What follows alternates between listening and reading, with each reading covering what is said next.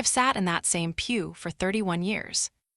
Third row from the front, left side, near the aisle so I could slip out quietly if one of the kids needed me. I raised 3 children in that church. I was baptized there. I buried my husband there. And on a Sunday morning in October, my own son looked me in the eye in front of God and everyone I have ever loved in this town, and told me to be quiet. I want you to understand something before I tell you the rest. I am not a dramatic woman. I have never been. I am the kind of woman who cries in the car, alone, with the windows up. I am the kind of woman who rewrites a text message 4 times before sending it because I don't want to sound too much. I have spent 64 years being careful about how much space I take up in a room. But something happened to me that Sunday. Something quiet and permanent. And I need to tell it the right way so you understand exactly what I did and why. My name is Margaret. People call me Maggie.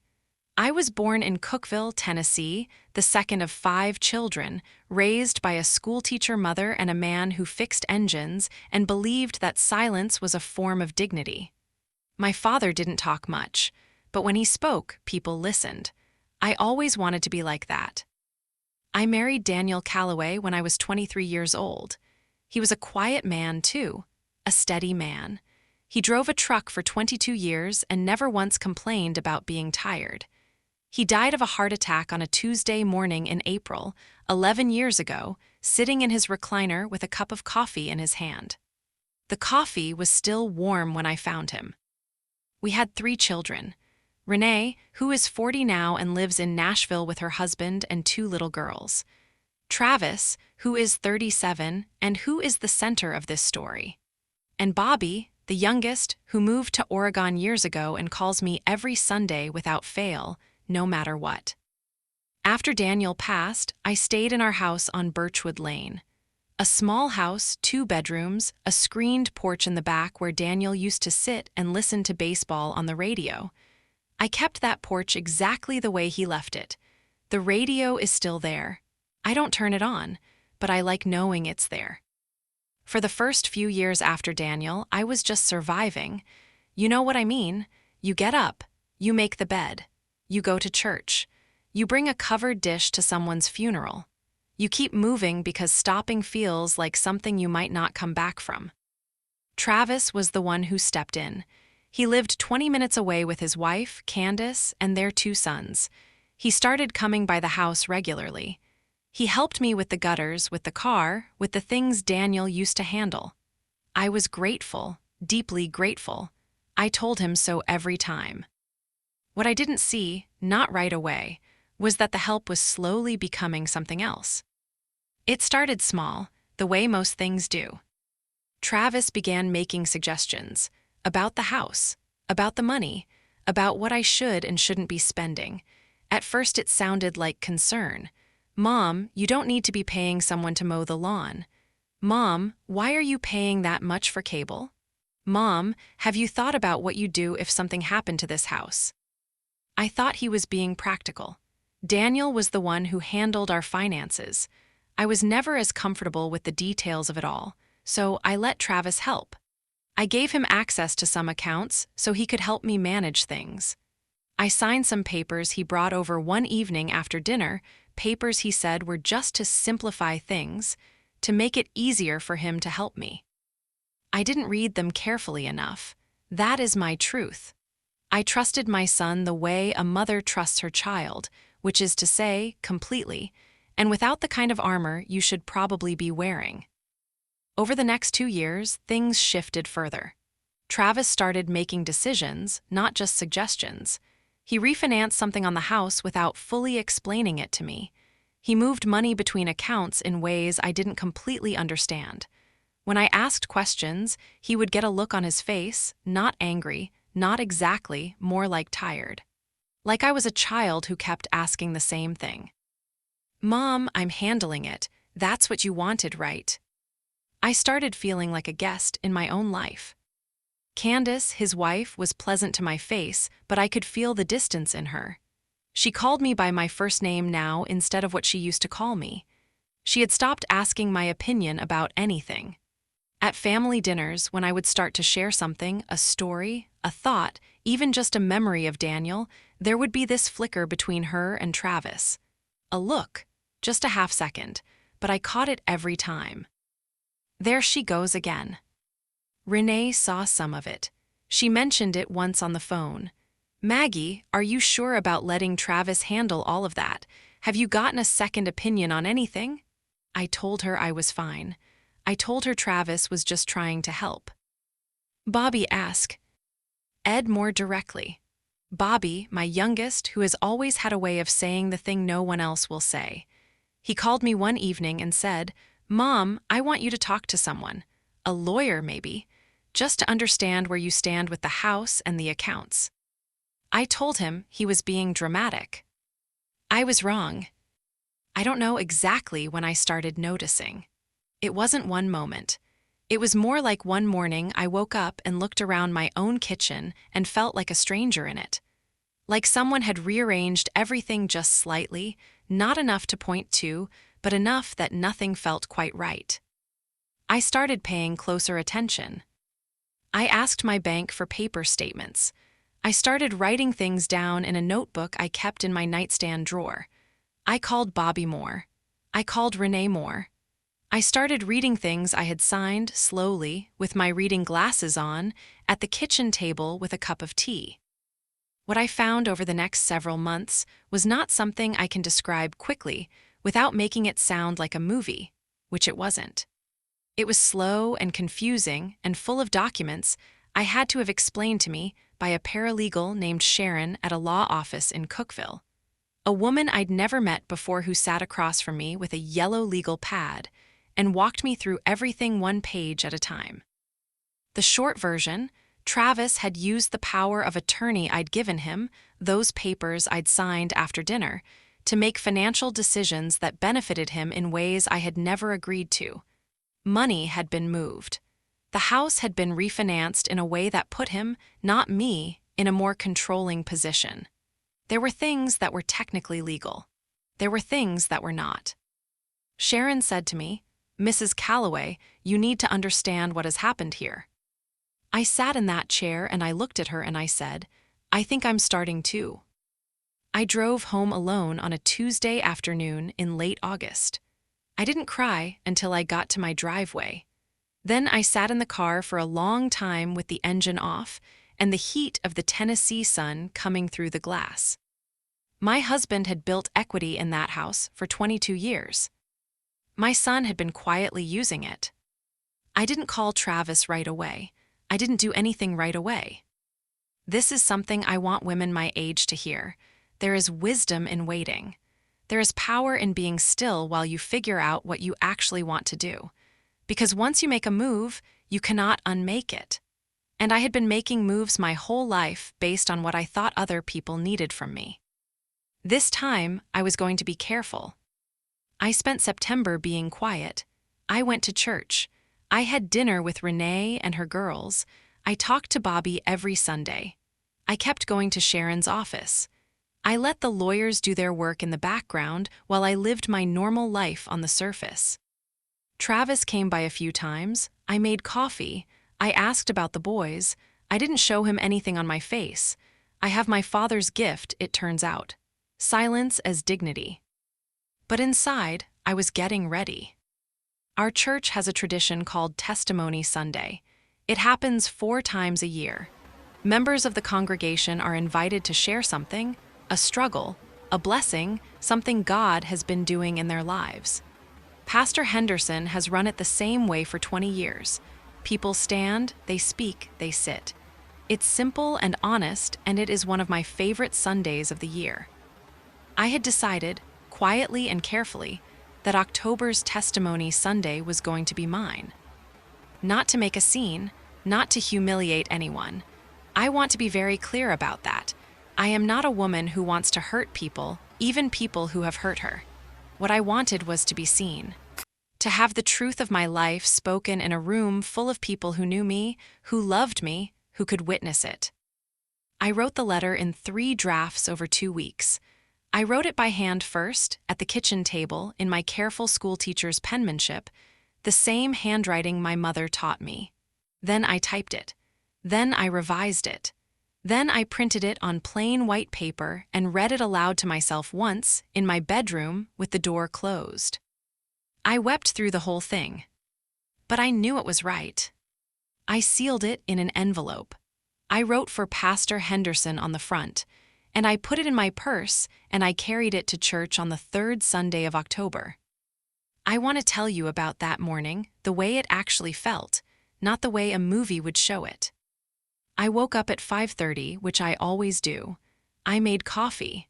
I sat on Daniel's porch in the early dark and I listened to the crickets and I thought about him. I thought about how he would have handled this steadily, I think, without fuss. With that particular kind of quiet strength, he had that used to make me feel so safe. I'm trying to be like you, I said out loud to the morning. I got dressed in my navy blue dress, the one I wear when I want to feel like myself. Low heels, my mother's pearl earrings, a little powder, a little lipstick. I looked in tea.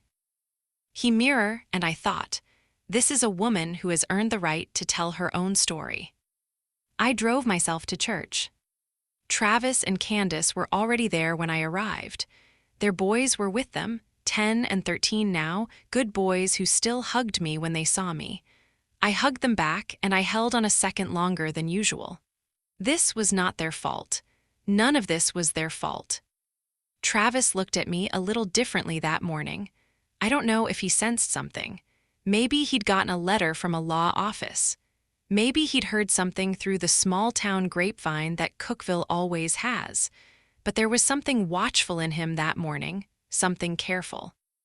We sat in the pew, me, Travis, Candace, the boys. Renee wasn't there, she had a sick child at home. Bobby was in Oregon. Pastor Henderson opened the service the way he always does.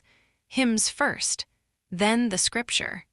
Then the announcements, which always run a little long because Dottie Marsh does the announcements and she loves her job. Then he said the words I'd been waiting for. We're going to open it up now for testimony. Anyone who feels moved to share something with this community, we'd love to hear it. I reached into my purse, and Travis put his hand on my arm. It was a firm hand, not aggressive, not violent, but firm, and he leaned close and said, in a low voice that was somehow still too loud, "Mom, not today, this is not the place." Several people in the pew ahead of us turned slightly. Dottie Marsh, who was sitting 2 rows up, looked back. I saw Carol Finney, who has known me for 30 years, glance over her shoulder. I looked at my son. He said it again, a little quieter but no softer. "Just stay quiet, okay? This isn't the time." I want to tell you what I felt in that moment. It wasn't rage. It wasn't the hot, shaking feeling I might have expected. It was something much colder and much clearer. It was the feeling of a door closing, of a decision being made. I looked at him for a moment. Then I took my hand, calmly, the way my father used to move, and I removed his hand from my arm.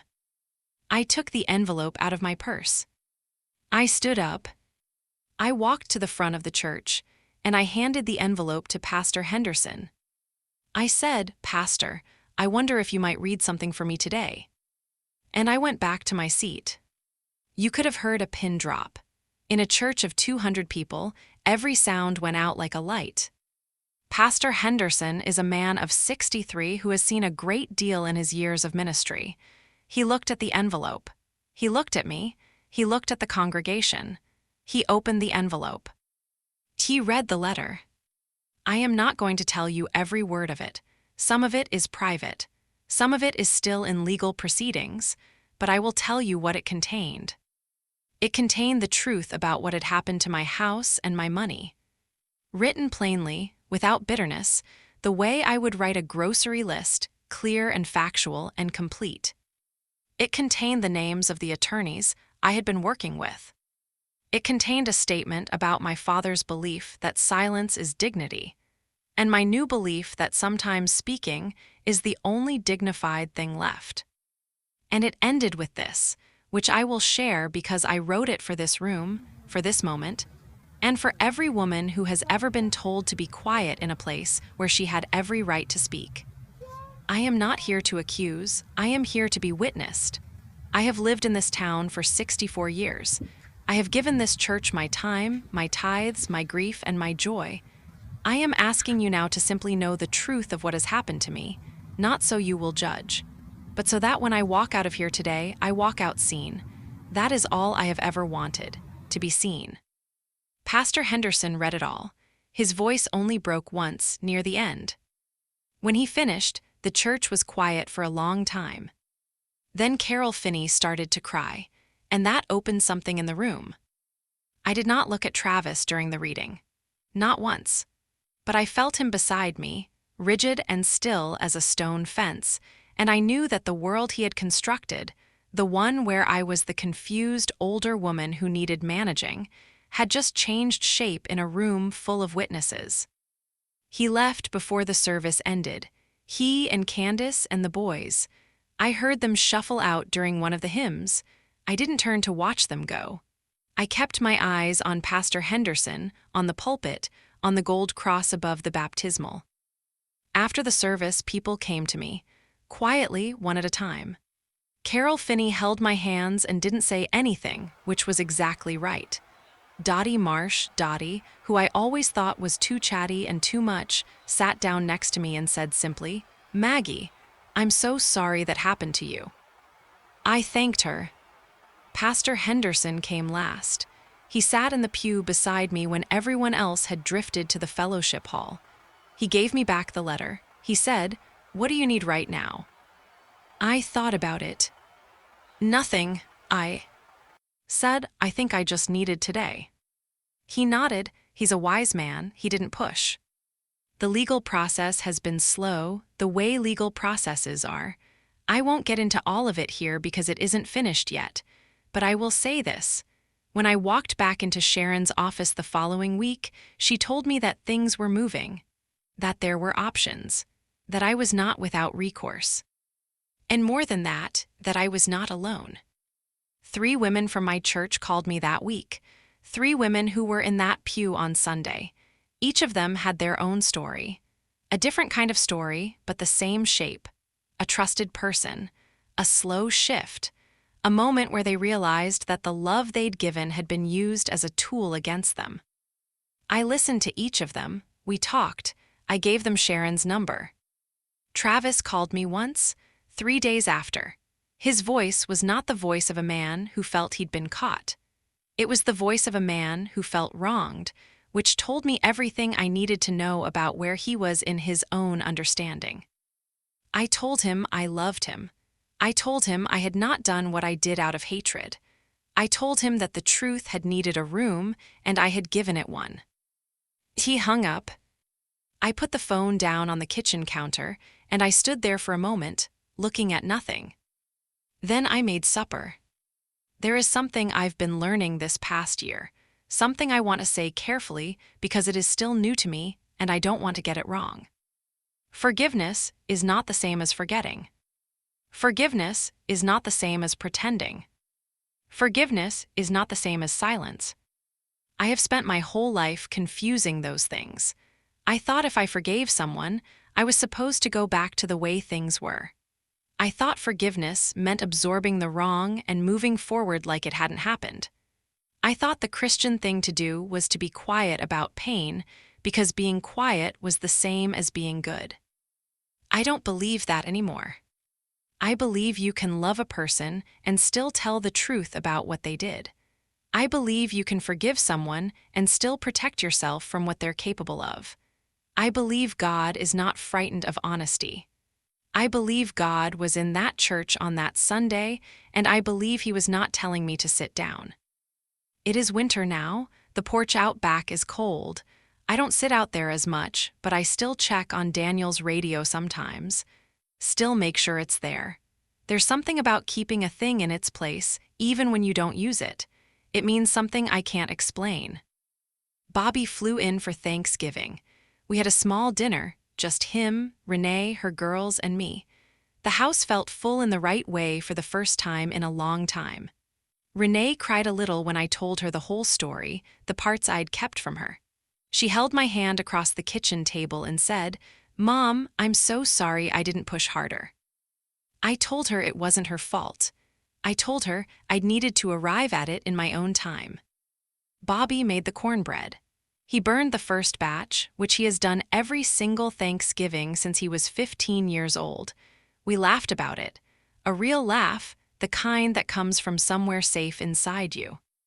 After dinner, when the girls were asleep on the couch and Renee was doing dishes, and Bobby was out on the porch with his coffee, I sat at the kitchen table alone for a few minutes. I thought about the woman who sat in that pew for 31 years. Who gave and gave and gave and told herself that giving was the same as being loved. Who confused being needed with being valued. Who learned, at 64, that her voice was not something she had to earn.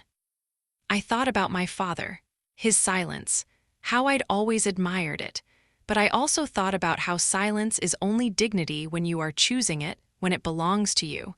When someone else is making you silent, that's not dignity. That's something else entirely. I still go to that church every Sunday. Third row from the front, left side, near the aisle. I sit there because that is my seat, not because my son gave it to me, not because someone decided I was allowed to take up that much space. I sit there because I have sat there for 31 years and it is mine. Sometimes I bring a flower from my garden and set it on Daniel's side of the pew. Just a small thing, a little acknowledgement. I was here, you were here, we built a life here. Pastor Henderson still nods at me when I walk in. A particular kind of nod, not just the pastor-to-parishioner nod, but something more like one person recognizing another. Like he knows what it cost me to hand him that envelope and then go back and sit down and not look away. The legal situation is still unfolding. I don't know exactly how it will end. I know I will be okay. I know that for the first time in a long time, I know exactly where I stand. I know what is mine, and I know what has been taken, and I know I am in the process of getting it back, not just the financial things, but something harder to name. Something about myself. If you are a woman and you are listening to this, and something in it sounds familiar, I want you to hear me say this. The people who love us are not always the people who are good for us. Those two things can exist at the same time, and it is one of the most painful truths in a human life. You can love your child, and your child can still hurt you. You can love your family, and your family can still take from you. Love is not the same as safety. You are allowed to ask for the paper statements. You are allowed to call a lawyer. You are allowed to read the documents before you sign them. You are allowed to speak in rooms where someone is trying to make you quiet. You are allowed to hand a letter to a pastor and sit back down in your seat and let the truth take up all the room it needs. You are allowed to be seen. Some nights I sit on Daniel's porch with a blanket and a cup of chamomile tea, and I just breathe. The Tennessee winter is quiet in the best way, just the sound of the wind in the cedars, and sometimes a dog barking far off, and the kind of deep dark that cities never have. I think about all the years I spent making myself smaller so other people could feel bigger. I think about what it feels like to stop doing that. It feels like setting down something very heavy. Like your arms after a long carry, that ache that is also a relief. I am 64 years old, and I am still learning how to take up space. Still learning that my voice is not an imposition. Still learning that being present in my own life is not selfishness. But I am learning. And on a Sunday morning in October, in a church I have loved for 31 years, I handed a man an envelope and I sat back down and I did not look away. That was the bravest thing I have ever done. Not because it was loud. It wasn't loud. It was quiet and slow, and it cost me something. But I did it. And I would do it again. If something in this story found you, if you recognize something, if something shifted just slightly in you, I want you to know that is enough. You don't have to do anything dramatic. You don't have to make a scene or burn anything down. You just have to start paying attention. Start noticing the weight of what you've been carrying and who put it there. Start asking the questions you've been afraid to ask. The answers are already in you. They have been there for years. You just needed someone to say, "Go ahead. You're allowed to speak now." So I'm saying it. Go ahead. This story is dedicated to every woman who has ever been told, in word or in silence, to make herself smaller. You were never too much. You were always exactly enough.